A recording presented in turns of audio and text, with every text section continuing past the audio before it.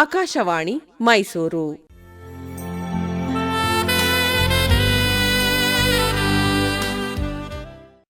ಕೇಳುಗರಿಗೆಲ್ಲ ನಮಸ್ಕಾರ. ನಮ್ಮ ಆರೋಗ್ಯ ಕಾರ್ಯಕ್ರಮಕ್ಕೆ ಸ್ವಾಗತ.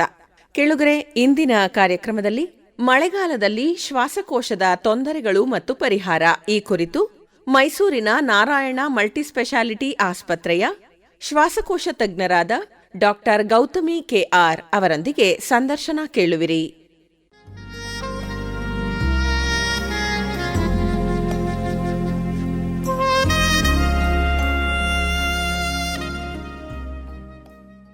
ಆಕಾಶವಾಣಿ ಕೇಳುಗರಿಗೆಲ್ಲ ನಮ್ಮ ಆರೋಗ್ಯ ಕಾರ್ಯಕ್ರಮಕ್ಕೆ ಸ್ವಾಗತ. ಕೇಳುಗರೆ, ಮುಂಗಾರು ಮಳೆಯ ಪ್ರಾರಂಭವಾಗ್ತಿದ್ದಾಗೆ ಏನೆಲ್ಲ ಸವಾಲುಗಳು, ಸಮಸ್ಯೆಗಳು ನಮ್ಮ ಶ್ವಾಸಕೋಶದ ರೋಗಿಗಳಲ್ಲಿ ಕಂಡುಬರಬಹುದು, ಅದನ್ನು ಅವರು ಹೇಗೆ ನಿರ್ವಹಣೆ ಮಾಡಬೇಕು ಅನ್ನೋದು ನಮ್ಮ ಇಂದಿನ ಚರ್ಚೆಯ ವಿಷಯ. ನಮ್ಮೊಂದಿಗೆ ಇವತ್ತು ಇದ್ದಾರೆ ನಾರಾಯಣ ಮಲ್ಟಿಸ್ಪೆಷಾಲಿಟಿ ಆಸ್ಪತ್ರೆಯ ಕನ್ಸಲ್ಟೆಂಟ್ ಪಲ್ಮನಾಲಜಿಸ್ಟ್ ಆದಂತಹ ಡಾಕ್ಟರ್ ಗೌತಮಿ ಅವರು. ಬನ್ನಿ ಅವರನ್ನ ಕಾರ್ಯಕ್ರಮಕ್ಕೆ ಸ್ವಾಗತಿಸೋಣ. ಕಾರ್ಯಕ್ರಮಕ್ಕೆ ಸ್ವಾಗತ ಡಾಕ್ಟರ್ ಗೌತಮಿ ಅವರೇ. ನಮಸ್ತೆ ಸರ್. ಡಾಕ್ಟರ್ ಗೌತಮಿ ಅವರೇ, ಹೇಳಿ, ಮಳೆಗಾಲವು ರೆಸ್ಪಿರೇಟರಿ ಹೆಲ್ತ್ ಅಂದ್ರೆ ಶ್ವಾಸಕೋಶದ ಆರೋಗ್ಯದ ಮೇಲೆ ಹೇಗೆ ತನ್ನ ಪರಿಣಾಮವನ್ನು ಬೀರಬಹುದು ಅಂತ? ಸರ್, ಮಾನ್ಸೂನ್ ಅಂತ ಹೇಳ್ತಾ ಇದ್ದಂಗ್ಲೇನೆ ಯೂಶುವಲಿ ನಮ್ಮ ಶ್ವಾಸಕೋಶಕ್ಕೆ ಹೆಚ್ಚು ಗಮನ ಕೊಡಬೇಕಾಗತ್ತೆ. ಯಾಕೆ ಅಂತ ಹೇಳೋದಾಯ್ತು ಅಂತ ಅಂದ್ರೆ, ಒಂದು, ನಮ್ಮ ಮನೆಗಳಲ್ಲಿ ತೇವಾಂಶ ಅನ್ನೋದು ಜಾಸ್ತಿ ಆಗ್ತಾ ಹೋಗುತ್ತೆ. ಆ ತೇವಾಂಶ ಜಾಸ್ತಿ ಆಗ್ತಾ ಹೋದಷ್ಟು ಮೋಲ್ಡ್ಸ್ ಅಂತ ಏನ್ ಹೇಳ್ತೀವಿ, ಇಲ್ಲ ಫಂಗಲ್ ಗ್ರೋತ್ ಅಂತ ಏನ್ ಹೇಳ್ತೀವಿ, ಅದು ಜಾಸ್ತಿ ಈ ಬೂಸ್ಲು ಕಟ್ಟೋದು ಅಂತ ಹೇಳ್ತಾ ಹೋಗ್ತೀವಿ. ಅದನ್ನ ಗೂಡ್ ಕಟ್ತಾ ಹೋಗುತ್ತೆ. ಅದ್ರಲ್ಲಿ ಕೆಲವೊಂದು ಮೈಕ್ರೋಸ್ಪೋರ್ಸ್ ಅಂತ ಹೇಳ್ತೀವಿ ನಾವು. ಅದು ನಮಗೆ ಕಣ್ಣಿಗೆ ಕಾಣದೇ ಇರುವಂತಹ ಡಸ್ಟ್ ಇರುತ್ತೆ. ಅದೇನಾಗುತ್ತೆ, ಈಗ ಶ್ವಾಸಕೋಶದ ಸಮಸ್ಯೆ ಇರುವಂತಹ ಪೇಷಂಟ್ಸ್, ಯೂಶುವಲಿ ಯಾರು ಹೇಳ್ತೀವಿ, ಈ ಆಸ್ತಮಾ ಪೇಷಂಟ್ ಆಗಿರ್ಬೋದು, ಇಲ್ಲ COPD ಪೇಷಂಟ್ಸ್ ಆಗಿರ್ಬೋದು, ಇಲ್ಲ ತುಂಬಾ ದಿನಗಳಿಂದ ಸ್ಮೋಕಿಂಗ್ ಮಾಡ್ತಾ ಇರುವಂತಹ ಪೇಷಂಟ್ಸ್ ಆಗಿರ್ಬೋದು, ಅವ್ರಿಗೆ ಕಾಯಿಲೆನೇ ಇರಬೇಕು ಅಂತ ಏನೂ ಇಲ್ಲ. ಅದು ಗಾಳಿ ಮುಖಾಂತರ ಈ ಫಂಗಲ್ ಅನ್ನುವಂಥ ಒಂದು ಮೈಕ್ರೋಸ್ಪೋರು ಅದನ್ನ ಇನ್ಹೇಲ್ ಮಾಡ್ತಾ ಹೋಗ್ತೀವಿ. ಆ ಉಸಿರಾಟದಲ್ಲಿ ನಾವು ಅದರ ಒಳಗಡೆ ಹೋಗ್ತಾ ಹೋಗುತ್ತೆ. ಅದು ಗಾಳಿ ಮುಖಾಂತರ ಮನುಷ್ಯನ ಕಾಣೋದೇ ಇಲ್ಲ. ಅದು ಇನ್ಹೇಲ್ ಮಾಡ್ತಾ ಮಾಡ್ತಾ ಏನಾಗುತ್ತೆ, ಆಲ್ರೆಡಿ ಶ್ವಾಸಕೋಶ ಸಮಸ್ಯೆ ಇರುತ್ತೆ ಅವರಿಗೆ, ಅದು ಇನ್ನೂ ಕೂಡ ಉಲ್ಬಣ ಆಗ್ತಾ ಹೋಗುತ್ತೆ. ಅದಿನ್ನೂ ಡಿಟೋರಿಯೇಟ್ ಮಾಡುತ್ತೆ ಲಂಗ್ ಕಂಡೀಷನ್ ಅನ್ನ. ಆ ಕಂಡೀಷನ್ ಜಾಸ್ತಿ ವರ್ಸ್ ಆಗ್ತಾ ಏನಾಗುತ್ತೆ, ಪೇಷಂಟ್ಸ್ಗೆ ಇರೋ ಸಿಂಪ್ಟಮ್ಸ್ ಆಲ್ರೆಡಿ ಅವರಿಗೆ ತುಂಬಾ ದಿನಗಳಿಂದ ಮೈಲ್ಡ್ ಕೆಮ್ಮುಗಳು ಬರ್ತಾ ಹೋಗುತ್ತೆ, ಕಫ ಬರ್ತಾ ಹೋಗುತ್ತೆ, ಅದೆಲ್ಲ ಯಥೇಚ್ಛವಾಗಿ ಜಾಸ್ತಿ ಆಗುತ್ತೆ. ಉಸಿರಾಡಕ್ಕೆ ತೊಂದರೆ ಅನ್ನೋದು ಇನ್ನೂ ಜಾಸ್ತಿ ಆಗುತ್ತೆ ಮುಂಚೆಗಿಂತ ಇರೋದಕ್ಕಿಂತ. ಈಗ ಮಳೆಗಾಲದಲ್ಲಿ ಈ ತರ ಮೌಲ್ಡ್ಸ್ ಅಥವಾ ಈ ಫಂಗಸ್ ನ ಸಮಸ್ಯೆ ಉದ್ಭವ ಆಗುತ್ತೆ ಅಂತ ಹೇಳಿದ್ರಿ. ಅದಲ್ಲದೆ ವೈರಸ್ ಹಾಗೂ ಬ್ಯಾಕ್ಟೀರಿಯಾಗಳ ಇನ್ಫೆಕ್ಷನ್ ಕೂಡ ಜಾಸ್ತಿ ಆಗುತ್ತೆ. ಕಾರಣ ಏನಿರಬಹುದು? ಖಂಡಿತವಾಗ್ಲೂ ಸರ್, ಈ ತೇವಾಂಶ ಅನ್ನೋದು ಒಂಥರ ಊಟ ಇದ್ದಂಗೆ. ಈ ವೈರಸ್ಗೆ ಆಗಿರ್ಬೋದು, ಇಲ್ಲ ಬ್ಯಾಕ್ಟೀರಿಯಲ್ಗೆ ಆಗಿರ್ಬೋದು, ಅದು ಬೆಳಿಲಿಕ್ಕೆ ಅದಕ್ಕೊಂಥರ ಆಹಾರ, ನ್ಯೂಟ್ರಿಷನ್ ಇದ್ದಂಗೆ ಅವರಿಗೆ. ಅದೇನಾಗುತ್ತೆ, ಮಲ್ಟಿಪ್ಲಿಕೇಶನ್ ಜಾಸ್ತಿ ಆಗುತ್ತೆ, ಆದ್ರೂ ಗ್ರೋತ್ ಜಾಸ್ತಿ ಆಗ್ತಾ ಹೋಗುತ್ತೆ. ಇನ್ಫೆಕ್ಷನ್ ನಾವು ಅದನ್ನ ಇನ್ಹೇಲ್ ಮಾಡೋದ್ರಿಂದ ಏನಾಗುತ್ತೆ, ಈಗ ಆಲ್ರೆಡಿ ವೀಕ್ ಇರೋ ಇಮ್ಯುನಿಟಿ ಸಿಸ್ಟಮ್ ಅಂತ ಏನ್ ಹೇಳ್ತೀವಿ, ರೋಗ ನಿರೋಧಕ ಶಕ್ತಿ ಅಂತ ಅನ್ನೋದು ಕಮ್ಮಿ ಇದ್ದಾಗ ನಾರ್ಮಲ್ ಒಂದು ವೈರಲ್ ಕೂಡ ಗ್ರೋತ್ ಆಗ್ತಾ ಬರುತ್ತೆ. ಅವಾಗ ಏನಾಗುತ್ತೆ, ನಮಗೆ ವೈರಲ್ ಇನ್ಫೆಕ್ಷನ್ಸ್ ಅನ್ನೋದು, ಈಗ ಬ್ಯಾಕ್ಟೀರಿಯಲ್ ಇನ್ಫೆಕ್ಷನ್ ಕೂಡ ಈಗಿನ ದಿನಗಳಲ್ಲಿ ಜಾಸ್ತಿ ಆಗಿ ಅದು ಕೂಡ ಇನ್ಫೆಕ್ಷನ್ ಕಾಸ್ ಮಾಡುತ್ತೆ. ಎಸ್ಪೆಷಲಿ ಈ ಮಾನ್ಸೂನ್ ಟೈಮಲ್ಲಿ, ಈ ಮಳೆಗಾಲದಲ್ಲಿ ತೇವಾಂಶಕ್ಕೆ ವೈರಸ್ ಅನ್ನೋದು ಗ್ರೋತ್ ಜಾಸ್ತಿ ಇರುತ್ತೆ. ಎಲ್ಲಾ ಮೈಕ್ರೋ ಆರ್ಗಾನಿಸಮ್ಸ್ ಹುಲ್ಸಾಗಿ ಬೆಳೆಯೋಕೆ ಸ್ಟಾರ್ಟ್ ಆಗುತ್ತೆ. ಸಾಧಾರಣವಾಗಿ ಈ ಮಳೆಗಾಲದಲ್ಲಿ ಕಂಡುಬರುವಂತ ಶ್ವಾಸಕೋಶದ ಕಾಯಿಲೆಗಳು ಯಾವೆಲ್ಲ ಅಂತ ಹೇಳ್ಬೋದಾ ಸರ್? ಯೂಶಲಿ ನಾವು ಫಸ್ಟ್ ಯೋಚನೆ ಮಾಡೋದು, ಆಲ್ರೆಡಿ ಆಸ್ತಮಾ ಪೇಷಂಟ್ಸ್ಗೆಲ್ಲ ಅದು ಇರುವಂತಹ ಕಾಯಿಲೆ ಇನ್ನೂ ಜಾಸ್ತಿ ಆಗುತ್ತೆ. ಒಂದು, ಇನ್ನೊಂದು COPD. ಈಗ ಆಲ್ರೆಡಿ ತುಂಬಾ ವರ್ಷಗಳಿಂದ ಸ್ಮೋಕ್ ಮಾಡ್ತಾ ಇರ್ತಾರೆ, ಅವರ ಶ್ವಾಸಕೋಶ ಕೂಡ ವೀಕ್ ಇರುತ್ತೆ, ಅವರೂ ಕೂಡ ಈ ತರ ಮಾನ್ಸೂನ್ ಟೈಮಲ್ಲಿ ಜಾಸ್ತಿ ಆಗುತ್ತೆ. ಇನ್ನೊಂದು ಮೇನ್ ಆಗಿ ಯೋಚನೆ ಮಾಡೋದಾದ್ರೆ ನಿಮೋನಿಯಾ. ಈಗೆಲ್ಲ ನಾವು ಚಿಕ್ಕ ವಯಸ್ಸಲ್ಲಿ ಚಿಕ್ಕ ಮಕ್ಕಳಿಗೆ ಅಯ್ಯೋ ನಿಮೋನಿಯಾ ಬಂದ್ರೆ ಏನ್ ಸಮಸ್ಯೆಗಳಾಗುತ್ತೆ ಅನ್ನೋದು ಗಾಬರಿ ಪಡೋದು. ಈಗ ಅಡಲ್ಟ್ ಅಲ್ಲೂ ಕೂಡ, ದೊಡ್ಡ ವಯಸ್ಸಾದವ್ರಿಗೂ ಕೂಡ ನಮಗೆ ನಿಮೋನಿಯಾ ಆಗುವಂತ ಚಾನ್ಸಸ್ ಇರುತ್ತೆ. ನಿಮೋನಿಯಾ ವೈರಸ್ಗೆ ಆಗಿರ್ಬೋದು, ಫಂಗಲ್ ಇನ್ಫೆಕ್ಷನ್ಸ್ಗೆ ಆಗಿರ್ಬೋದು, ಬ್ಯಾಕ್ಟೀರಿಯಲ್ ಇನ್ಫೆಕ್ಷನ್ಸ್ಗೆ ಆಗಿರ್ಬೋದು, ಯಾರಿಗಾದ್ರೂ ನಿಮೋನಿಯಾ ಬರುತ್ತೆ. ಇನ್ನೊಂದು ಕೆಲವೊಂದು ಹೇಳೋದಾಯ್ತು ಅಂತ ಅಂದ್ರೆ, ಯೂಶುವಲಿ TB. ಆಲ್ರೆಡಿ TB ಇದ್ದವರಿಗೆ, ಇಲ್ಲ TB ಮುಂಚೆ ಬಂದಿರೋರಿಗೆ ತುಂಬಾ ಕಫ ಕಟ್ಟೋದಿಗೆ ನಾರ್ಮಲ್ ಇನ್ಫೆಕ್ಷನ್ನೇ ಬರುವಂತ ಚಾನ್ಸಸ್ ಇರುತ್ತೆ. ಈ TB ಕೂಡ ಇನ್ನೂ ಜಾಸ್ತಿ ಆಗುತ್ತೆ, ಅದ್ರ ಇನ್ಸಿಡೆನ್ಸ್ ಆಗುವಂತ ರೇಟ್ ಜಾಸ್ತಿ ಇರುತ್ತೆ. ಯಾಕೆ ಮಕ್ಕಳು ಮತ್ತು ವೃದ್ಧರಲ್ಲೇ ಹೆಚ್ಚಾಗಿ ಇದ್ರದ ಎಫೆಕ್ಟ್ ಕಾಣಿಸೋದು? ಯಾತಕ್ಕೋಸ್ಕರ ಅಂತ ಸರ್, ಯೂಶಲಿ ಈ ಮಕ್ಕಳಿಗೆ ಇನ್ನೂ ಬೆಳವಣಿಗೆ ಆಗುವ ಸ್ಟೇಜ್ ಅಲ್ಲಿ ಇರ್ತಾರೆ. ಅವರು ಒಂದು ಲಂಗ್ ಇಮ್ಯುನಿಟಿ ಅನ್ನುವುದು ಬೆಳೆದಿರೋದಿಲ್ಲ. ಸೊ ಅದು ಲಂಗ್ ಏರ್ವೇ ಸ್ಟಿಲ್ ಡೆವಲಪ್ ಆಗ್ತಾ ಇರುತ್ತೆ. ಒಂದು ಯಾವುದೇ ಒಂದು ಇನ್ಫೆಕ್ಷನ್ ಅನ್ನ ಒಳಗ್ ತಗೊಂಡು ಅದನ್ನ ಫೈಟ್ ಮಾಡುವಷ್ಟು ಶಕ್ತಿ ಮಕ್ಕಳಲ್ಲಿ ಇರಲ್ಲ. ಸೇಮ್ ಅದೇ ರೀಸನ್ ನಾನು ಇವ್ರಿಗೆ ವಯಸ್ಸಾದವ್ರಿಗೂ ಹೇಳ್ತೀನಿ, ಅವ್ರದ್ದು ಯೂಸ್ ಆಗಿ ಫೆಟಿಗ್ ಆಗಿರುತ್ತೆ. ಸೊ ಆ ಇಮ್ಯುನಿಟಿ ಪವರ್ ಅವ್ರು ಹೇಗೆ ಬೆಳೆಸ್ಕೊಂಡು ಬಂದಿರ್ತಾರೆ, ಡೆವಲಪ್ಮೆಂಟ್ ಹೇಗಾಗಿರುತ್ತೆ, ವಯಸ್ಸಲ್ಲಿ ಹೇಗೆ ಇಟ್ಕೊಂಡಿರ್ತಾರೆ. ಈಗ ಜಿಮ್ ಮಾಡೋದಾಗಿರ್ಬೋದು, ವ್ಯಾಯಾಮ, ಈಗ ಶ್ವಾಸಕೋಶಕ್ಕೆ ಯೋಗಾಸನ, ಪ್ರಾಣಾಯಾಮ ಅಂತ ಮಾಡೋದಾಗಿರ್ಬೋದು, ದೀರ್ಘವಾಗಿ ಉಸಿರನ್ನ ಹಿಡ್ಕೊಂಡು ಬಿಡುವಂತದ್ದಾಗಿರ್ಬೋದು. ಅದೆಲ್ಲ ಕೆಪಾಸಿಟಿ ಕಮ್ಮಿ ಇದ್ದಾಗ ವಯಸ್ಸಾದವರಿಗೆ, ಈಗ ಫಿಮೇಲ್ಸ್ಗಾದ್ರೆ ಕೆಲವೊಂದು ಹಾರ್ಮೋನಲ್ ಚೇಂಜಸ್ ಇಂದ ಅವರಿಗೆ ವೈರಲ್ ಇನ್ಫೆಕ್ಷನ್ಸ್ ಆಗೋದು, ಇಲ್ಲ ಲೇಟ್ ಆನ್ಸೆಟ್ ಬ್ರಾಂಕಿಯಲ್ ಆಸ್ತಮಾ ಅಂತೀವಿ, ಏಜ್ ಆದ್ಮೇಲಿಂದ ಶುರುವಾಗೋ ಆಸ್ತಮಾ ತೊಂದರೆಗಳಿಂದ ಆಗುತ್ತೆ. ಇಲ್ಲ ಅಂತ ಹೇಳಿದ್ರೆ ಈಗ ಸ್ಮೋಕರ್ಸ್ ಅಲ್ಲಿ COPD ಈಗ ಮೇಲ್ಗೆ ತಗೊಳ್ಳೋದಾಯ್ತು ಅಂತ ಅಂದ್ರೆ ಯೂಶಲಿ ಲಂಗ್ಸ್ ಎಲ್ಲ ಸ್ಮೋಕ್ ಮಾಡಿ ಮಾಡಿ ವೀಕ್ ಆಗಿರುತ್ತೆ, ಜೊತೆಲಿ ಏಜು ಕೂಡ ಡೌನ್ ಇದ್ದಾಗ ಅವರಿಗೆ ಜಾಸ್ತಿಯಾಗಿ ಇನ್ಫೆಕ್ಷನ್ ಆಗೋದು, ಅವ್ರಿಗೆ ಶ್ವಾಸಕೋಶ ಸಮಸ್ಯೆಗಳು ಜಾಸ್ತಿ ಆಗುತ್ತೆ. ಮಳೆಗಾಲದಲ್ಲಿ ಕಂಡು ಬರುವಂತಹ ತೇವಾಂಶ ಅಂದ್ರೆ ಹ್ಯೂಮಿಡಿಟಿ ಅಂತ ಹೇಳ್ತೀವಲ್ಲ, ಇದು ಆಸ್ತಮಾ ರೋಗಿಗಳ ಶ್ವಾಸಕೋಶಗಳ ಮೇಲೆ ಹೇಗೆ ತನ್ನ ಪರಿಣಾಮ ಬೀರಿ ಇದು ವರ್ಸನ್ ಆಗಕ್ಕೆ ಹೇಗೆ ಕಾರಣ ಆಗುತ್ತೆ? ಸರಿ, ಈ ತೇವಾಂಶ ಅನ್ನೋದು ಜೊತೆಲಿ ಕೋಲ್ಡ್ ಸಹ, ಗಾಳಿ ತುಂಬಾ ತಣ್ಣಗಿದ್ದಾಗ ಶೀತ ಏನ್ ಹೇಳ್ತೀವಿ ಅದು ಕೂಡ ಒಳಗೆ ಹೋದಾಗ ರಿಫ್ಲೆಕ್ಸ್ ಬ್ರಾಂಕೋಸ್ಪಾಸಮ್ ಅಂತ ಹೇಳ್ತೀವಿ. ಸಡನ್ ಆಗಿ ವಾಯುನಾಳ ಚಿಕ್ಕದಾಗುವಂತದ್ದು, ಕಿರಿದಾಗುವಂತದ್ದು ಇರುತ್ತೆ. ಅದರಿಂದ ಏನಾಗುತ್ತೆ, ಆಲ್ರೆಡಿ ಚಿಕ್ಕದಿರುತ್ತೆ ಶ್ವಾಸಕೋಶ. ಈಗ ಆಸ್ತಮಾ ಇರೋ ಪೇಷಂಟ್ಸ್ಗೆ, COPD ಪೇಷಂಟ್ಸ್, ಈ ನಾಳ ಇನ್ನೂ ಮುಚ್ಚೋಯ್ತು ಅಂತ ಹೇಳಿದ್ರೆ ಪೇಷಂಟ್ಸ್ಗೆ ಇರುವಂತ ಉಸಿರಾಡೋ ತೊಂದರೆ ಜಾಸ್ತಿ ಆಗುತ್ತೆ. ಅಲ್ಲಿ ಯಾವುದೇ ಈಗ ಮೇಲಿಂದ ಅಪ್ಪರ್ ರೆಸ್ಪಿರೇಟರಿ ಅಂತ ಏನ್ ಹೇಳ್ತೀವಿ ಇಂದ ಕೆಳಗಡೆ ರೆಸ್ಪಿರೇಟರಿ ತನಕ, ಅಪ್ಪರ್ ಅಲ್ಲಿ ಹೇಳೋದಾಯ್ತು ಅಂದ್ರೆ ಸೈನೋಸೈಟಿಸ್ ಜಾಸ್ತಿ ಆಗುವಂತದ್ದು, ತುಂಬಾ ರನ್ನಿ ನೋಸ್ ಇರುವಂತದ್ದೆಲ್ಲ ಕಂಪ್ಲೇಂಟ್ ಮಾಡ್ತಾರೆ. ಈಗ ಕೆಳಭಾಗದ ಶ್ವಾಸಕೋಶ ಇನ್ವಾಲ್ವ್ಮೆಂಟ್ ಆಯ್ತು ಅಂದ್ರೆ ಕಫ ಉತ್ಪತ್ತಿ ಜಾಸ್ತಿ ಆಗೋದು, ಕೂದಲ್ಲೇ ಉಸಿರಾಡೋದಕ್ಕೆ ಕಷ್ಟ ಅಂತ ಹೇಳೋದು, ಇಲ್ಲ ಅವರ ಡೇ ಟು ಡೇ ಆಕ್ಟಿವಿಟೀಸ್ ಕೂಡ ಮಾಡಿಸೋದಕ್ಕೆ ಕಷ್ಟ ಅಂತ ಅನ್ಸುತ್ತೆ ಪೇಷಂಟ್ಸ್ಗೆ. ಇದೆಲ್ಲ ನಾವು ಈ ಒಂದು ಅಪ್ಪರ್ ಅಂಡ್ ಲೋವರ್ ಅಂತ ಏನ್ ಡಿವೈಡ್ ಮಾಡ್ಕೊಂಡು ಪೇಷಂಟ್ಸ್ ಮೇಲಿಂದ ಕೆಳಗ್ ತನಕ ಇನ್ವಾಲ್ವ್ಮೆಂಟ್ ಇದ್ದೇ ಇರುತ್ತೆ. ಅದರಲ್ಲಿ ಈ ಮೋಲ್ಡ್ಸ್ ಆಗಿರ್ಬೋದು, ಈ ಫಂಗಲ್ ಆಗಿರ್ಬೋದು, ಜೊತೆಲಿ ನಾವು ಹೇಳ್ತಾ ಇರುವಂತ ಈ ಸಣ್ಣದಾದ ಹ್ಯೂಮಿಡಿಟಿ, ಆ ಹ್ಯೂಮಿಡಿಟಿಲಿ ಇರುವಂತ ಕೋಲ್ಡ್ನೆಸ್, ಇವೆಲ್ಲ ಇನ್ನು ಟ್ರಿಗರ್ ಮಾಡುತ್ತೆ ಆಲ್ರೆಡಿ ಬೇಸ್ ಲೈನ್ ಅನ್ನ.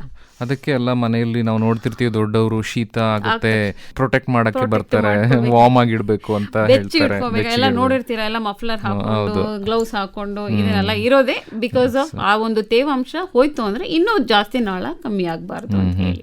ಫಂಗಸ್ಗಳು ಶ್ವಾಸಕೋಶದ ಒಳಗಡೆ ಏನು ಏರುಪೇರನ್ನ ಉಂಟು ಮಾಡ್ತವೆ? ಸರ್, ಖಂಡಿತವಾಗ್ಲೂ ಈಗ ಒಂದು ನಾರ್ಮಲ್ ಗಾಳಿ ಹೋಗಿ ಬರೋದಿಕ್ಕೆ ಮಾತ್ರ ನಮ್ಮ ಏರ್ವೇ ಸೆಟ್ ಆಗಿರುತ್ತೆ. ಸೊ ಯೂಶುವಲಿ ಅದು ಬಿಟ್ಟು ಬೇರೆ ಏನೇ ಕೂಡ ಗಾಳಿ ಜೊತೆ ಒಂದು ನಾರ್ಮಲ್ ಡಸ್ಟ್ ಆಗಿರ್ಬೋದು, ನಾರ್ಮಲ್ ಫಂಗಸ್ ಅಂತಾನೆ ಹೇಳೋದಿಕ್ ಬರಲ್ಲ, ಯಾವುದೇ ಕೀಟಾಣು ಆಗಿರ್ಬೋದು ಒಳಗಡೆ ಫಾರಿನ್ ಬಾಡಿ ಅಂತ ಅನ್ಸುತ್ತೆ. ಅದು ಒಳಗಡೆ ಹೋಯ್ತು ಅಂತ ಅಂದ್ರೆ ಬಾಡಿ ಜನರಲಿ ರಿಯಾಕ್ಟ್ ಮಾಡುತ್ತೆ. ನಮ್ಮದಲ್ಲದ ವಸ್ತು ಒಳಗಡೆ ಬರ್ತಾ ಇದೆ ಅಂತ ಹೇಳಿದ್ರೆ ಅದು ಪ್ರತಿರೋಧಕವನ್ನು ಕೊಡ್ತಾ ಹೋಗುತ್ತೆ. ಸೊ ಅದು ರಿಯಾಕ್ಟ್ ಮಾಡಿದಾಗ ನಮ್ಮ ದೇಹದಲ್ಲಿ ಕಫ ಉತ್ಪತ್ತಿ ಆಗುವಂತದ್ದು ಇದ್ದೇ ಇರುತ್ತೆ. ಈಗ ಫಾರಿನ್ ಬಾಡಿ ಆದ್ರೂ ಕೆಮ್ಮು ಬರುತ್ತೆ, ಕಫ ಬರುತ್ತೆ, ಫಂಗಸ್ ಹೋದ್ರೂ ಕೂಡ ಆ ಟೈಮ್ ಪೀರಿಯಡ್ ಚೇಂಜಸ್ ಆಗುತ್ತೆ. ಈಗ ತುಂಬಾ ಜಾಸ್ತಿ ದೊಡ್ಡದಾಗಿ ಹೋಯ್ತು ಅಂತ ಅಂದ್ರೆ ಇಮಿಡಿಯೇಟ್ ಆಗಿ ರಿಯಾಕ್ಷನ್ಸ್ ಕೊಡುತ್ತೆ. ಈಗ ನಾರ್ಮಲ್ ಕಣ್ಣಿಗೆ ಕಾಣದಿರುವಂತ ಮೈಕ್ರೋ ಆರ್ಗಾನಿಸಮ್ ಹೋಯ್ತು ಅಂತ ಅಂದ್ರೆ ಅದ್ರದ್ದು ಟೈಮ್ ಮೈಲ್ಡ್ ಆಗಿ ಸ್ಟಾರ್ಟ್ ಆಗ್ತಾ ಹೋಗುತ್ತೆ. ಅದು ಲಂಗ್ಸ್ ಕೆಮ್ಮಿನ ಮೂಲಕ ಅದನ್ನ ಹೊರದೂಡಕ್ಕೆ ಪ್ರಯತ್ನ ಪಡ್ತಾ ಹೋಗುತ್ತೆ. ದಟ್ ಇಸ್ ಡೆಫಿನೆಟ್ಲಿ ಅದು ಒಳ್ಳೆ ಪ್ರೊಟೆಕ್ಟಿವ್ ರಿಫ್ಲೆಕ್ಸ್ ಅದು ಆಕ್ಚುಲಿ. ಓಕೆ, ಇನ್ನು ಆಸ್ತಮಾ ಪೇಷಂಟ್ಸ್ ವಿಷಯಕ್ಕೆ ಬಂದಾಗ ಅವರು ಹೇಗೆ ಈ ಮಳೆಗಾಲದಲ್ಲಿ ಏನೆಲ್ಲ ಮುನ್ನೆಚ್ಚರಿಕೆಗಳನ್ನ ವಹಿಸ್ಕೊಳ್ಬೇಕಾಗುತ್ತೆ? ಸೊ ಡೆಫಿನೆಟ್ಲಿ ಅದನ್ನ ಹೇಳೋದಾಯ್ತು ಅಂದ್ರೆ ತುಂಬಾ ಮುಖ್ಯವಾಗಿ ನಾವು ಅಡ್ರೆಸ್ ಮಾಡುವಂತದ್ದು ಪೇಷಂಟ್ಸ್ಗೆ ಮಾನ್ಸೂನ್ ಅಲ್ಲಿ ಈ ಆಸ್ತಮಾ ಪೇಷಂಟ್ಸ್. ಯಾಕಂತಂದ್ರೆ ಅವರು ಯಾವಾಗ್ಲೂ ಅವ್ರದ್ದು ನಾಳ ಕಂಪ್ಲೀಟ್ ಕಿರಿದಾಗಿರುತ್ತೆ, ಊದ್ಕೊಂಡಿರುತ್ತೆ, ಕಫ ಉತ್ಪತ್ತಿ ಮಾಡ್ತಾನೆ ಇರ್ತಾರೆ. ಈ ಒಂದು ಟೈಮ್ ಬಂದಾಗ ಅದು ಇನ್ನೂ ಕೂಡ ವರ್ಸನ್ ಆಗ್ತಾ ಹೋಗುತ್ತೆ. ಅವ್ರು ಏನೆಲ್ಲ ಪ್ರಿಕಾಷನ್ ತಗೋಬೇಕು ಅಂತ ಹೇಳೋದಾಯ್ತು ಅಂದ್ರೆ ಮನೆ ತುಂಬಾ ಡ್ರೈ ಆಗಿ ಇಟ್ಕೋಬೇಕು, ಕ್ಲೀನ್ ಆಗಿ ಇಟ್ಕೋಬೇಕು, ಎಲ್ಲೂ ಒದ್ದೆ ಇರುವಂತಹ ಬಟ್ಟೆ ಇಟ್ಕೊಳ್ಳೋದು, ಒದ್ದೆ ಹತ್ರ ಓಡಾಡೋದು, ತುಂಬಾ ಹಿಮದ ಹತ್ರ ಓಡಾಡೋದು, ಮೂಗು ಬಾಯಿಯನ್ನ ಯಾವಾಗ ತುಂಬಾ ಎಕ್ಸ್ಪೋಜರ್ ಕೊಟ್ಟಿರ್ತಾರೆ, ಈಗ ಮಳೆ ಬರ್ತಾ ಇರತ್ತೆ ಅಲ್ಲಿ ನಿಂತ್ಕೊಂಡಿರೋದು, ಇಲ್ಲ ನೆನೆಯೋದು, ಇವೆಲ್ಲ ಮಾಡ್ತು ಅಂದ್ರೆ ಇನ್ನು ಜಾಸ್ತಿ ಆಗತ್ತೆ. ಆದಷ್ಟು ಅದನ್ನೆಲ್ಲ ಮಳೆಲಿ ನೆನಿಬಾರ್ದು, ಶೀತದಲ್ಲಿ ಓಡಾಡಬಾರ್ದು, ದೇಹನ ಎಷ್ಟು ಬೆಚ್ಚಿಗೆ ಇಟ್ಕೊಂಡಿರ್ತಾರೆ ಅಷ್ಟು ಉತ್ತಮವಾಗಿರುತ್ತೆ. ಮನೇಲಿರುವಂತ ಯಾವುದೇ ವಸ್ತುಗಳು, ಈಗ ಒಂದು ಬೆಡ್ಶೀಟ್ ಇರ್ಬೋದು, ಒಂದು ಕರ್ಟನ್ ಇರ್ಬೋದು, ಅದನ್ನ ಫ್ರೀಕ್ವೆಂಟ್ ವಾಶ್ ಮಾಡ್ತಾ ಇರಬೇಕು. ತೇವಾಂಶ ಇರಬಾರ್ದು, ಮನೇಲಿ ಗಾಳಿ ಬೆಳಕು ಉತ್ತಮವಾಗಿ ಯಥೇಚ್ಛವಾಗಿ ಬರ್ಬೇಕಾಗತ್ತೆ, ವೆಂಟಿಲೇಷನ್ ಚೆನ್ನಾಗಿರ್ಬೇಕಾಗತ್ತೆ ಅವರಿಗೆ. ಇನ್ನು ತೀವ್ರವಾದ ಆಸ್ತಮಾ ಉಂಟಾಗ್ತಾ ಇದೆ ಅಂತಾರೆ, ಅದರ ಸೂಚನೆಗಳು ಹೇಗೆ ಇರುತ್ತೆ, ಹೇಗೆ ಅವರು ಗುರುತಿಸ್ಕೊಳ್ಬೇಕು ರೋಗಿಗಳು ಅಂತ? ಸೊ ಹೇಗೆ ಅಂದ್ರೆ ಅವ್ರಿಗೆ ಆಲ್ರೆಡಿ ಒಂದು ಕೆಳಮಟ್ಟದಲ್ಲಿ ಕೆಮ್ಮು ಇರುತ್ತೆ. ಅದೇನಾಗುತ್ತೆ, ಮುಂಚೆ ಇರೋದಕ್ಕೆ ಒಂದು ದಿನದಲ್ಲಿ ಒಂದು 2 ಸರಿ ಕೆಮ್ತಾ ಇರೋ ಪೇಷಂಟ್ 10 ಸರಿ ಇನ್ಕ್ರೀಸ್ ಆಗ್ಬೋದು. ಅವ್ರಿಗೆ ನಾರ್ಮಲ್ ಆಗಿ ಒಂದು ಕಫ ಬರ್ತಾನೆ ಇರುತ್ತೆ, ಆ ಕಫ ಉತ್ಪತ್ತಿ ಕೂಡ ಜಾಸ್ತಿ ಅಮೌಂಟ್ ಕೂಡ ಜಾಸ್ತಿ ಆಗುತ್ತೆ. ಅದ್ರಲ್ಲಿ ಬಣ್ಣಗಳ ಬದಲಾವಣೆ ಆಗುವಂತದ್ದು, ಈಗ ಒಂದು ಕಲರ್ ಯೆಲ್ಲೋ ಕಲರ್ ಬರ್ತಾ ಇದೆ ಅಂದಾಗ, ಅಲ್ಲ ಕಫದಲ್ಲಿ ರಕ್ತ ಬರ್ತಾ ಇದೆ ಅಂತ ಅಂದ್ರೆ ತುಂಬಾ ಎಚ್ಚರಿಕೆಯಿಂದ ಇರ್ಬೇಕಾಗತ್ತೆ. ಇಮಿಡಿಯೇಟ್ ಆಗಿ ಹಾಸ್ಪಿಟಲ್ ಅನ್ನ ವಿಸಿಟ್ ಮಾಡ್ಬೇಕಾಗಿ ಬರುತ್ತೆ, ವೈದ್ಯರ ಸಲಹೆ ತಗೊಳ್ಬೇಕಾಗತ್ತೆ. ಅವರಲ್ಲಿ ಮಾತಾಡುವಂತದ್ದು, ಈಗ ಕೂತಲ್ಲೂ ಕೂಡ ಮಾತಾಡ್ಲಿಕ್ಕೆ ಕಷ್ಟ ಆಗುತ್ತೆ ಅವರಿಗೆ. ಯಾವಾಗ ಒಂದು ಕೆಲವೊಂದ್ಸರಿ ನಾಳ ಕಂಪ್ಲೀಟ್ ಆಗಿ ಮುಚ್ಚೋದಾಗ ಉಸಿರಾಡಕ್ ಕಷ್ಟ ಆಗುತ್ತೆ ಅವರಿಗೆ. ಕೂತಲ್ಲಿ ಉಸಿರಾಡಕ್ ಕಷ್ಟ ಪಡ್ತಾರೆ, ಆಕ್ಸಿಜನ್ ಕಡಿಮೆ ಆಗುವಂತ ಚಾನ್ಸಸ್ ಇರುತ್ತೆ, ದೇಹದಲ್ಲಿ ಶಬ್ದ ಕೂಡ ಜಾಸ್ತಿ ಆಗುತ್ತೆ. ಏನ್ ವೀಸಿಂಗ್ ಅಂತ ಏನ್ ಹೇಳ್ತೀವಿ ಆಗ ಹೇಳ್ತಾರೆ, ನಮಗೆ ಶಬ್ದ ಜಾಸ್ತಿ ಕೇಳಿಸ್ತಾ ಇದೆ ಅಂತ ಹೇಳ್ತಾರೆ. ಸ್ವತಃ ರೋಗಿಗೆನೆ ಆ ವ್ಯತ್ಯಾಸಗಳು ಖಂಡಿತವಾಗ್ಲೂ ಗೊತ್ತಿರುತ್ತೆ, ಅದನ್ನ ಹೇಳಿರ್ತೀವಿ ಕೂಡ ನಾವು. ಯಾವ ಸಿಂಪ್ಟಮ್ಸ್ ಬಂತು ಅಂದ್ರೆ ಹಾಸ್ಪಿಟಲ್ಗೆ ಬಂದು ಅಪ್ರೋಚ್ ಮಾಡಬೇಕು. ಇನ್ನು COPD ಪೇಷಂಟ್ಸ್ ವಿಷಯಕ್ಕೆ ಬಂದಾಗ ಅವರಲ್ಲಿ ಹೆಚ್ಚು ಕಡಿಮೆ ಇದೇ ಸಮಸ್ಯೆಗಳು ಅವರಲ್ಲೂ ಕಿರಿದಾದ ನಾಳಗಳಿರುತ್ತೆ, ಜೊತೆಯಲ್ಲಿ ಅವರಿಗೆ ಕೂಡ ಶ್ವಾಸಕೋಶ ಕೆಳಮಟ್ಟದಲ್ಲಿರುವಂತಹ ಒಂದು ಆಲ್ವಿಯೋಲೈ ಅಂತ ಏನ್ ಹೇಳ್ತೀವಿ ಅದು ಕೂಡ ಇನ್ವಾಲ್ವ್ಮೆಂಟ್ ಇರುತ್ತೆ. ಆಸ್ಮಾಗೆ ಕಂಪೇರ್ ಮಾಡಿದ್ರೆ COPD ಇನ್ನೂ ಕೂಡ ಜಾಸ್ತಿನೇ ಅದು ಶ್ವಾಸಕೋಶಕ್ಕೆ ಡ್ಯಾಮೇಜಸ್ ಜಾಸ್ತಿನೇ ಇರುತ್ತೆ. ಅವ್ರಿಗೂ ಕೂಡ ನಾವು ಸೇಮ್ ಅಡ್ವೈಸೇ ಕೊಡ್ತಾ ಹೋಗ್ತೀವಿ. ತುಂಬಾ ಬೆಚ್ಚಗಿರೋದಾಗಿರ್ಬೋದು, ಈ ಕೆಮ್ಮು ಕಫ ಬಂತು ಅಂದ್ರೆ ಇಮಿಡಿಯೇಟ್ ಆಗಿ ಹಾಸ್ಪಿಟಲ್ಗೆ ಯಾವಾಗ ವಿಸಿಟ್ ಮಾಡ್ಕೋಬೇಕು, ರೆಸ್ಕ್ಯೂ ಮೆಡಿಸಿನ್ ಅಂತ ಹೇಳಿರ್ತೀವಿ. ಇಮಿಡಿಯೇಟ್ ಆಗಿ ಮನೆಗೆ ಬಂದು, ಈಗ ಅವ್ರಿಗೆ ಮಿಡ್ ನೈಟ್ ಅಲ್ಲಿ ಅವರಿಗೆ ಸಮಸ್ಯೆ ಜಾಸ್ತಿ ಆಯ್ತು, ಅಟ್ಯಾಕ್ ಆಯ್ತು ಅಂದ್ರೆ ಲಂಗ್ ಅಟ್ಯಾಕ್ ಅಂತ ಕರಿತೀವಿ. ಆ ಲಂಗ್ ಅಟ್ಯಾಕ್ ಬಂದಾಗ ಏನ್ ಮೆಡಿಸಿನ್ ಇಮಿಡಿಯೇಟ್ ಆಗಿ ತಗೋಬೇಕು ಅದನ್ನ ಸಲಹೆ ಕೊಟ್ಟಿರ್ತೀವಿ. ಅವ್ರು ತಗೊಳ್ತಾ ಇರುವಂತ ಯಾವುದೇ ಇನ್ಹೇಲರ್ಸ್ ಅನ್ನು ಬಿಡಬಾರ್ದು. ಆ ಟೈಮಲ್ಲಿ ರೆಗ್ಯುಲರ್ ಆಗಿ ಸ್ಟಿಕ್ ಆನ್ ಆಗಿರ್ಬೇಕು ಮೆಡಿಕೇಶನ್ಸ್ಗೆ, ಅದನ್ನ ತಗೊಳ್ಳಿ ಅಂತ ಹೇಳ್ತೀವಿ. ಮತ್ತೆ ಎಚ್ಚೆತ್ತವಾಗಿ ಅವರು ಸ್ಮೋಕಿಂಗ್ ಮಾಡಿರ್ತಾರೆ, ಅದನ್ನೆಲ್ಲ ಮತ್ತೆ ಜಾಸ್ತಿ ಮಾಡ್ಕೊಳ್ದೇ ಇರೋ ಅಷ್ಟೇ ಕಡಿಮೆ ಮಾಡಿ ನಿಲ್ಲಿಸೋದಕ್ಕೆ ಹೇಳ್ತಾ ಹೋಗ್ತೀವಿ. ಇನ್ನೊಂದು ಪ್ಯಾಸಿವ್ ಸ್ಮೋಕಿಂಗ್ ಅಂತೀವಿ, ಇನ್ನೊಬ್ರ ಜೊತೆ ಕೂತ್ಕೊಂಡಿದ್ರು ಕೂಡ ಜಾಸ್ತಿ ಸುತ್ತಲಿನವರು ಕೂಡ ಅದನ್ನ ಅವಾಯ್ಡ್ ಮಾಡಿ ಕೂತ್ಕೋಬೇಕಾಗತ್ತೆ. ಜೊತೆಗೆ ಇನ್ನೊಂದು ಮನೇಲಿ ಈಗ ಒಲೆ ಉರಿ ಹಾಕೋದು ಮುಂಚೆ ಎಲ್ಲ ತುಂಬಾ ಮಾಡ್ತಾ ಇದ್ರು, ಬಯೋಗ್ಯಾಸ್ ಎಕ್ಸ್ಪೋಜರ್, ಬಯೋಫ್ಯೂಯಲ್ ಎಕ್ಸ್ಪೋಜರ್ ಅಂತ ಹೇಳಿ ಮನೇಲಿ ಬೇರೆ ಬೇರೆ ಸೌದೆ ಒಲೆ ಉರಿ ಹಾಕೋದು, ಯಾರು ಹೋಮ ಮಾಡ್ತಾ ಇರ್ತಾರೆ. ಈ ಪ್ರತಿಯೊಂದನ್ನು ಹೊಗೆ ಒಳ್ಳೆದೇ ಆಗಿರ್ಬೋದು, ಹೊಗೆ ಕೆಟ್ಟದೇ ಆಗಿರ್ಬೋದು. ಸೊ ಒಂದು ಪರ್ಫ್ಯೂಮ್ಸ್ ಯೂಸ್ ಮಾಡಿದ್ರೆ ಅವೆಲ್ಲ ಜಾಸ್ತಿ ಆಗತ್ತೆ. ಈ ಕಂಪ್ಲೀಟ್ ಆಗಿ ಇದನ್ನ ಅವಾಯ್ಡ್ ಮಾಡ್ಕೊಂಡ್ರೆ ಪೇಷಂಟ್ಸ್ ವಿತ್ ದ ಮೆಡಿಕೇಶನ್ಸ್ ಚೆನ್ನಾಗಿ ಕೆಲಸ ಮಾಡ್ತಾರೆ, ಚೆನ್ನಾಗಿ ಕೆಲಸ ಆಗುತ್ತೆ ಅವ್ರ ಕೈಲಿ ಕೂಡ.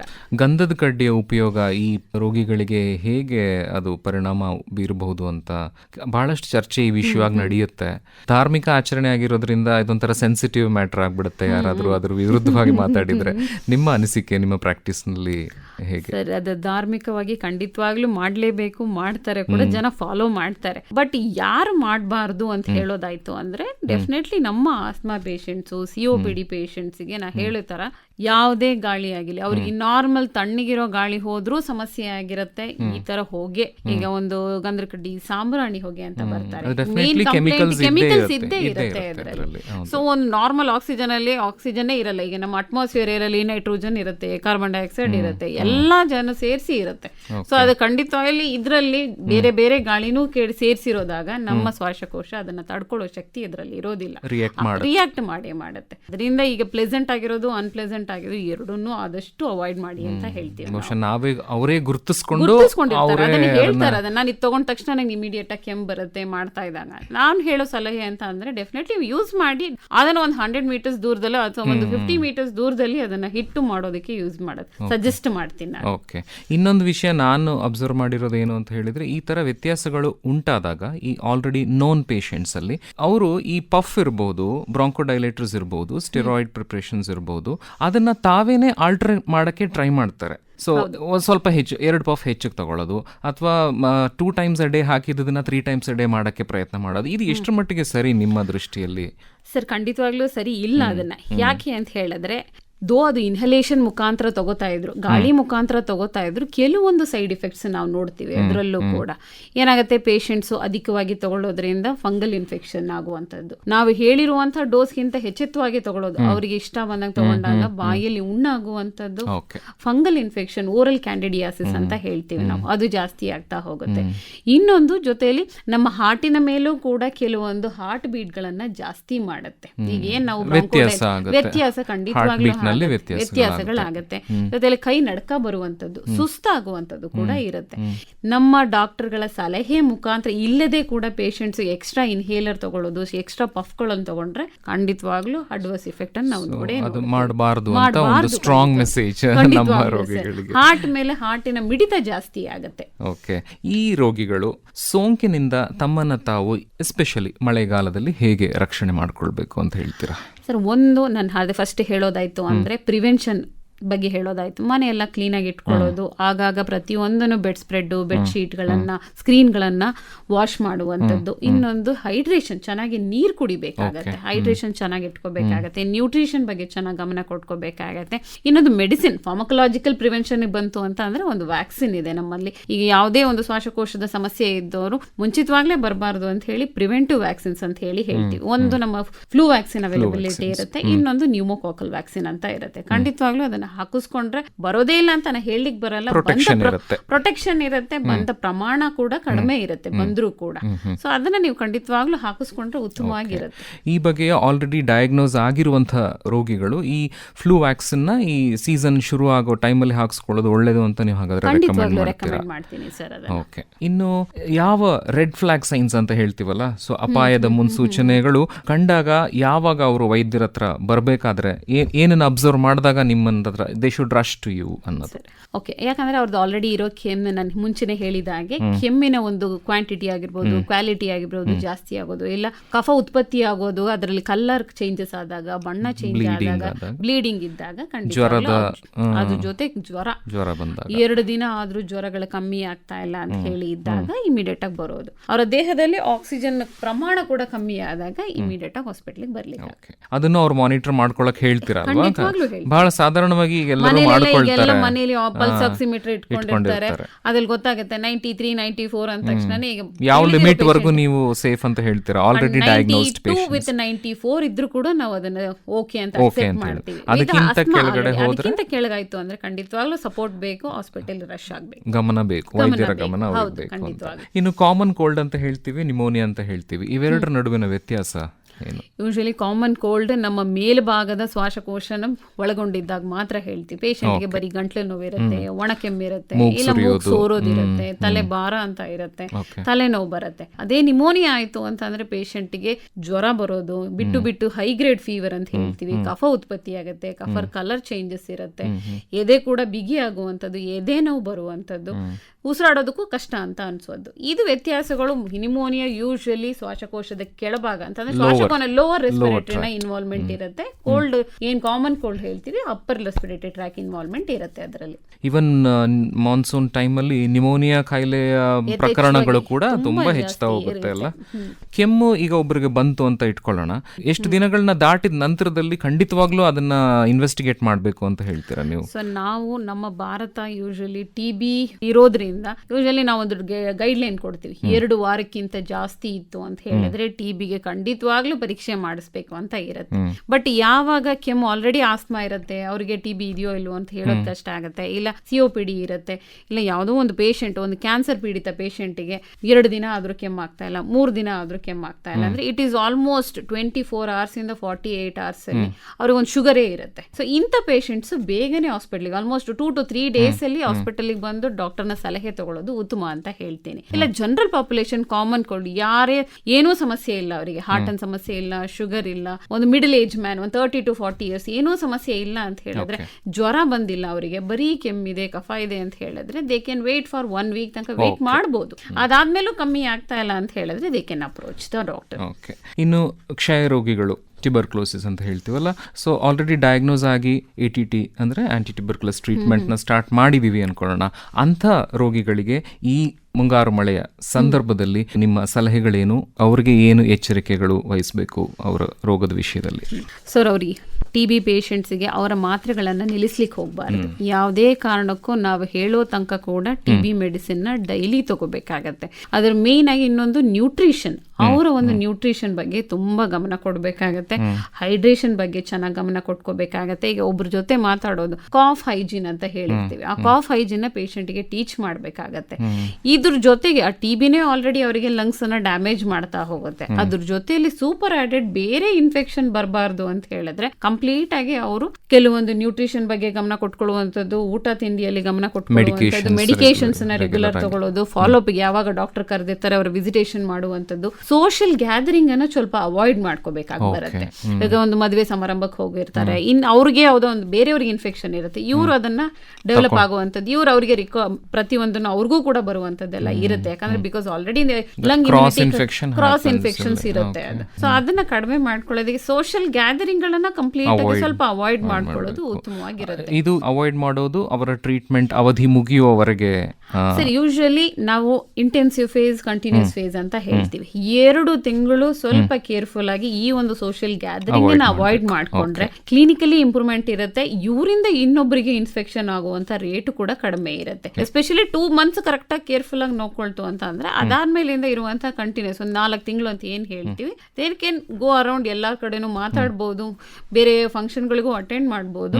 ಬಟ್ ಕೇರ್ಫುಲ್ ಆಗಿ ಮಾಸ್ಕ್ ಯೂಸ್ ಮಾಡೋದಾಗಿರ್ಬೋದು, ಎಲ್ಲೇ ಹೋದ್ರೂ ಕೂಡ ಪೊಲ್ಯೂಷನ್ ಇಂದ, ಎಸ್ಪೆಷಲಿ ಹಿಂದೆ ಮೆಟ್ರೋಪಾಲಿಟನ್ ಸಿಟಿಯಲ್ಲಿ ಹೇಳೋದಾಯ್ತು ಅಂದ್ರೆ ಪೊಲ್ಯೂಷನ್ ಇಂದ ಅವಾಯ್ಡ್ ಮಾಡ್ಕೊಂಡು ಮಾಸ್ಕ್ ಗಳನ್ನ ಧರಿಸೋದಾಗಿರ್ಬೋದು, ಇಲ್ಲ ಹೊರಗಡೆಯಿಂದ ಹೋಗಿ ಬಂದ ತಕ್ಷಣ ಹ್ಯಾಂಡ್ ಹೈಜೀನ್ ಅನ್ನ ಮೇಂಟೈನ್ ಮಾಡ್ಕೊಬೋದಾಗಿರ್ಬೋದು. ಇದ್ರ ಬಗ್ಗೆ ಕೇರ್ಫುಲ್ ಆಗಿ ನೋಡ್ಕೋಬೇಕು. ಇನ್ನು ಈಗ ನಮ್ಮ ಮುಂಗಾರು ಮಳೆ ಅಷ್ಟೇ ಪ್ರಾರಂಭವಾಗಿಲ್ಲ, ನಮ್ಮ ಶಾಲೆಗಳು ಕೂಡ ಪ್ರಾರಂಭ ಆಗಿದ್ದಾವೆ. ಸೊ ಇನ್ನು ಮಕ್ಕಳನ್ನ ಸ್ಕೂಲ್ಗಳಿಗೆ ಕಳಿಸಿದಾಗ ಅಲ್ಲಿ ಆಗುವಂತಹ ಕ್ರಾಸ್ ಇನ್ಫೆಕ್ಷನ್ಸ್, ಎಸ್ಪೆಷಲಿ ನಾವು ಕಾಮನ್ ಕೋಲ್ಡ್ ಅಂತ ಏನ್ ಹೇಳಿದ್ರಿ, ಇದನ್ನ ಮ್ಯಾನೇಜ್ ಮಾಡೋದ್ರಲ್ಲಿ, ನಿರ್ವಹಣೆ ಮಾಡೋದ್ರಲ್ಲಿ ಪೋಷಕರ ಪಾತ್ರ ಏನು, ಅವ್ರಿಗೆ ನಿಮ್ಮ ಸಲಹೆ ಏನು? ಸೊ ಖಂಡಿತವಾಗ್ಲೂ ಮಕ್ಕಳಿಗೆ ಅಟೆಂಡೆನ್ಸ್ ಹೋಗ್ಬಿಡತ್ತೆ ಅಂತ ಕಳಿಸೋದನ್ನ ಚೂರು ಕಡಿಮೆ ಮಾಡ್ಕೋಬೇಕು. 2 to 3 days ಮಕ್ಕಳನ್ನ ಮನೇಲೇ ಇಟ್ಕೊಳ್ಳಿ. ನಿಮ್ಮ ಮಗುಗೂ ಹೆಲ್ಪ್ ಆಗತ್ತೆ, ಪಕ್ಕದ ಮಗುಗೆ, ಈಗ ಅವರ ಜೊತೆಲಿ ಕೂತ್ಕೊಳ್ಳುವಂತ ಮಗುಗೂ ಕೂಡ ಪ್ರಿವೆನ್ಷನ್ ಆಗುತ್ತೆ. ಇವರಿಂದ ಅವರಿಗೆ ಹರಡೋದು ಕೂಡ ಕಡಿಮೆ ಆಗುತ್ತೆ. ಕಂಪ್ಲೀಟ್ ಆಗಿ ರೆಸ್ಟ್ ಕೊಟ್ಟು, ಹೈಡ್ರೇಷನ್ ಕೊಟ್ಟು ಚೆನ್ನಾಗಿ ಕೊಟ್ರೆ ಮಗುನು ಕ್ಯೂರ್ ಆಗುತ್ತೆ, ಇನ್ನೊಬ್ಬರಿಗೆ ಹರಡೋದು ಕೂಡ ಕಮ್ಮಿ ತಪ್ಪತ್ತೆ. ಸೊ ಡೆಫಿನೆಟ್ ಆಗಿ ಸ್ಕೂಲ್ ಆಬ್ಸೆಂಟ್ ಆಗ್ಬಿಡುತ್ತೆ ಅಂತ ಮಕ್ಕಳನ್ನ ಸ್ಕೂಲಿಗೆ ಕಳಿಸ್ಲಿಕ್ಕೆ ಹೋಗ್ಬೇಡಿ. ಖಂಡಿತವಾಗ್ಲೂ ಮನೇಲಿ ಇಡ್ಸ್ಕೊಳ್ಳಿ. 3 ದಿನ ಲೀವ್ ಲೆಟರ್ ಪ್ರೊಟೆಕ್ಟ್ ಮಾಡ್ಕೋಬಹುದು. ಮಕ್ಕಳಿಗೆ ಏನ್ ಬೇಕೋ ಅವಶ್ಯಕತೆ ಕೊಡ್ಬೋದು. ಇನ್ನು ಮನೆಯೊಳಗಿನ ಗಾಳಿ ಅದನ್ನ ಹೇಗೆ ಶುದ್ಧವಾಗಿ ಇಟ್ಕೊಳ್ಬೇಕು ಅಂತಂದ್ರೆ ಏನಾದ್ರೂ ನಿಮ್ಮ ಸಲಹೆ ಅಥವಾ ಕ್ರಮಗಳು? ಸೊ ಅದೇ ಎಲ್ಲಾರ ಮನೆಯಲ್ಲೂ ಖಂಡಿತವಾಗ್ಲೂ ವಿಂಡೋಸ್ ಇರುತ್ತೆ, ಕ್ರಾಸ್ ವೆಂಟಿಲೇಷನ್ ಬೇಕೇ ಬೇಕು, ಗಾಳಿ ಬರ್ತಿರ್ಬೇಕು, ಹೋಗ್ತಿರ್ಬೇಕು, ಆ ತರ ಇರಬೇಕು. ಜೊತೆಯಲ್ಲಿ ಮನೇಲಿರೋ ವಾತಾವರಣಗಳನ್ನ ಕ್ಲೀನ್ ಮಾಡಿ. ಯೂಶಲಿ ಎಲ್ಲ AC ಗಳನ್ನ ಯೂಸ್ ಮಾಡ್ತಾರೆ, ಏರ್ ಫಿಲ್ಟರ್ಸ್ ಗಳನ್ನ ಯೂಸ್ ಮಾಡ್ತಾರೆ. ಆ ಫಿಲ್ಟರ್ಸ್ ಗಳನ್ನ ಫ್ರೀಕ್ವೆಂಟ್ ಆಗಿ ಕ್ಲೀನ್ ಮಾಡಿಸೋದು, ಚೇಂಜ್ ಮಾಡ್ಕೊಳ್ಳೋದನ್ನ ನೋಡ್ಕೋಬೇಕಾಗುತ್ತೆ. ಏರ್ ಪ್ಯೂರಿಫೈಯರ್ ಕೂಡ ಸಿಗುತ್ತೆ ಈಗ ರೀಸೆಂಟ್ ಆಗಿ. ಈಗ ಡೆಲ್ಲಿಲೆಲ್ಲ ಅದನ್ನೇ ಯೂಸ್ ಮಾಡ್ತಾರೆ ಕೂಡ ಮನೆಯಲ್ಲಿ. ಆ ಫಿಲ್ಟರ್ಸ್ ಗಳನ್ನ ಸಪೋಸ್ ತಗೊಳ್ಳಿಕ್ಕಾಗತ್ತೆ ಅಂದ್ರೆ ತಗೋಬೇಕಾಗತ್ತೆ, ಇಲ್ಲ ಅಂತಂದ್ರೆ ಆ ಫಿಲ್ಟರ್ಸ್ ಚೇಂಜ್ ಆಲ್ರೆಡಿ ಇರೋದನ್ನ ಈಗ ಸರ್ವಿಸ್ ಮಾಡಿಸೋದು ಅಂತ ಕೇಳ್ಪಡ್ತೀವಿ, ಅದನ್ನು ಕೂಡ ಯೂಸ್ ಮಾಡ್ಕೊಂಡ್ರೆ ಉತ್ತಮವಾಗಿರುತ್ತೆ ಮನೆಗೆ. ಕೋವಿಡ್ ಬಂದ ನಂತರದಲ್ಲಿ ಈ ಮಾಸ್ಕ್ ಅನ್ನ ಧರಿಸುವ ಒಂದು ಅಭ್ಯಾಸ ಬಹಳ ಬಲವಾಗಿ ಶುರುವಾಯಿತು. ಅದು ಕಡಿಮೆ ಆಗ್ತಾ ಇದ್ದ ಹಾಗೇನೆ ಬಹುಶಃ ನಾವು ವಿ ಆಲ್ ಗಾಟ್ ವೀನ್ಡ್ ಆಫ್, ಅದನ್ನು ಬಿಟ್ಬಿಟ್ವಿ ನಾವೆಲ್ಲ ಅನ್ಸುತ್ತೆ. ಸೊ ಮಾಸ್ಕ್ ಧರಿಸೋದನ್ನ ಕಂಟಿನ್ಯೂ ಮಾಡೋದು, ಅದನ್ನ ಎಷ್ಟು ಉತ್ತಮ ನಿಮ್ಮ ದೃಷ್ಟಿಯಲ್ಲಿ? Sir, not for all common people ಎಲ್ಲಾರ್ಗೂ ಮಾಸ್ಕ್ ಹಾಕೊಂಡು ಓಡಾಡಿ ಅನ್ನೋದು ಹೇಳೋದು ಕಷ್ಟ.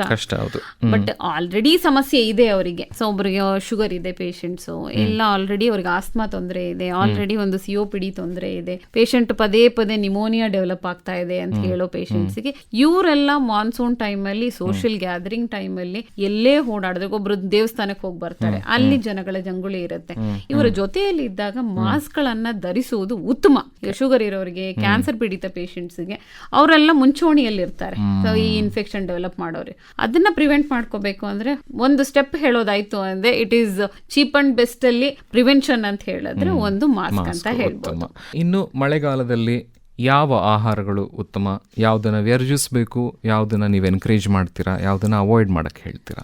ಸರಿ, ಯಾವುದೇ ಆದ್ರೂ ಕೂಡ ಈ ಜಂಕ್ ಫುಡ್ ಅಂತ ಏನ್ ಹೇಳ್ತೀವಿ, ಈ ಮಸಾಲೆಯಿಂದ ಮಾಡಿರೋದು, ಪ್ರಿಸರ್ವೇಟಿವ್ಸ್ ಏನ್ ಯೂಸ್ ಮಾಡಿರ್ತಾರೆ, ಪ್ಯಾಕ್ಡ್ ಆಲ್ರೆಡಿ ಪ್ಯಾಕ್ ಮಾಡಿರುವಂತ ಫುಡ್ ಗಳನ್ನ ಕಂಪ್ಲೀಟ್ ಆಗಿ ಅವಾಯ್ಡ್ ಮಾಡಿ ಅಂತ ಹೇಳ್ತೀವಿ. ಫ್ರೆಶ್ ಆಗಿ ಇರುವಂತ ಮಾಡಿ ಊಟ ಮಾಡುವಂತದ್ದು ಉತ್ತಮ. ಯಥೇಚ್ಛವಾಗಿ ತರಕಾರಿಗಳನ್ನ, ಹಣ್ಣುಗಳನ್ನ ತಗೊಂಡ್ರೆ ಉತ್ತಮವಾಗಿರುತ್ತೆ. ಈಗ ಪ್ರೋಟೀನ್ ಬೇಕಾಗತ್ತೆ ದೇಹಕ್ಕೆ.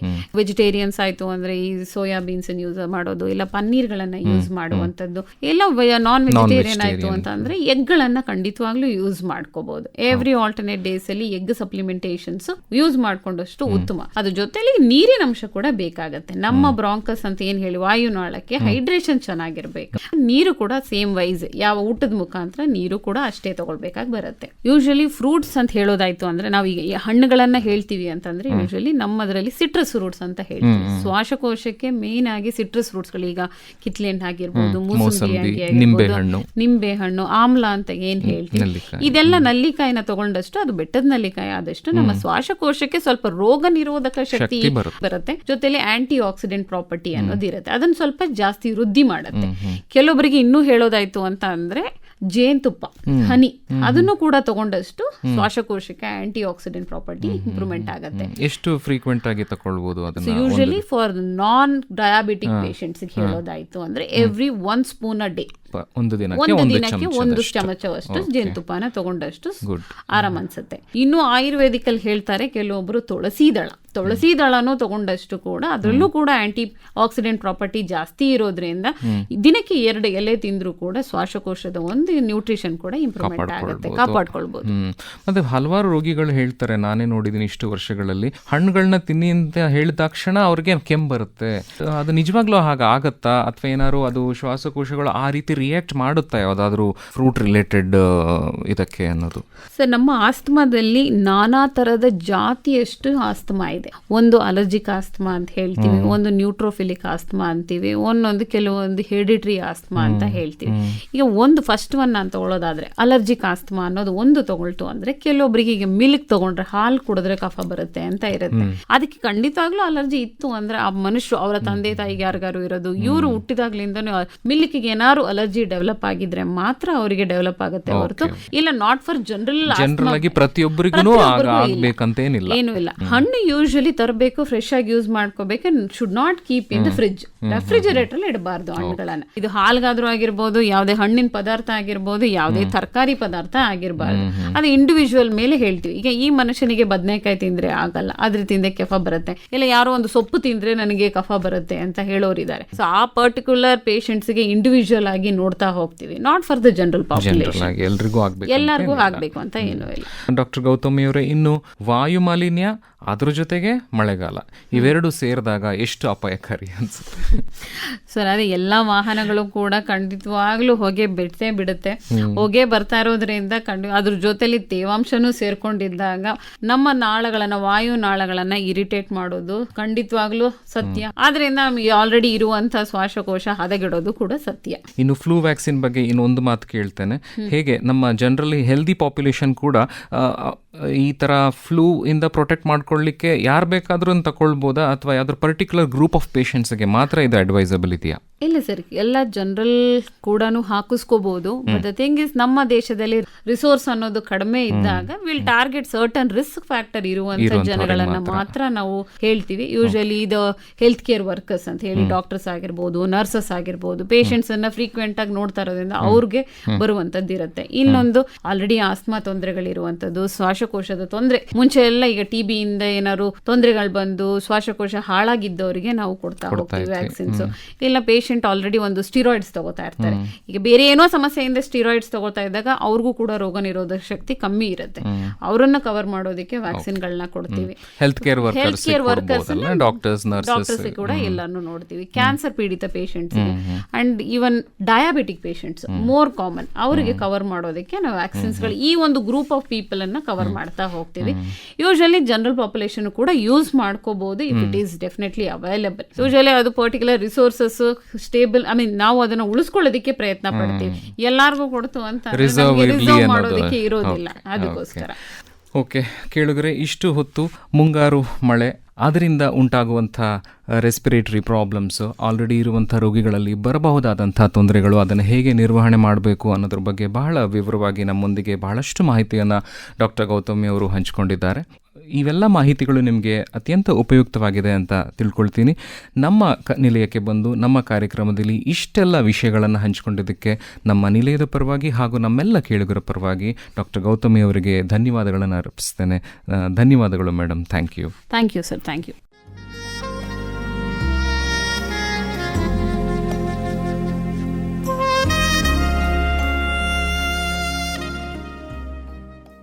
ಇದುವರೆಗೆ ಮಳೆಗಾಲದಲ್ಲಿ ಶ್ವಾಸಕೋಶದ ತೊಂದರೆಗಳು ಮತ್ತು ಪರಿಹಾರ ಈ ಕುರಿತು ಮೈಸೂರಿನ ನಾರಾಯಣ ಮಲ್ಟಿಸ್ಪೆಷಾಲಿಟಿ ಆಸ್ಪತ್ರೆಯ ಶ್ವಾಸಕೋಶ ತಜ್ಞರಾದ ಡಾಕ್ಟರ್ ಗೌತಮಿ ಕೆಆರ್ ಅವರೊಂದಿಗೆ ಸಂದರ್ಶನ ಕೇಳಿದಿರಿ. ಸಂದರ್ಶಕರು ಡಾಕ್ಟರ್ ಕುಲ್ದೀಪ್ ಎನ್. ಈ ಕಾರ್ಯಕ್ರಮ ಆಕಾಶವಾಣಿ ಮೈಸೂರು ಕೇಂದ್ರದಿಂದ ಪ್ರಸಾರವಾಯಿತು.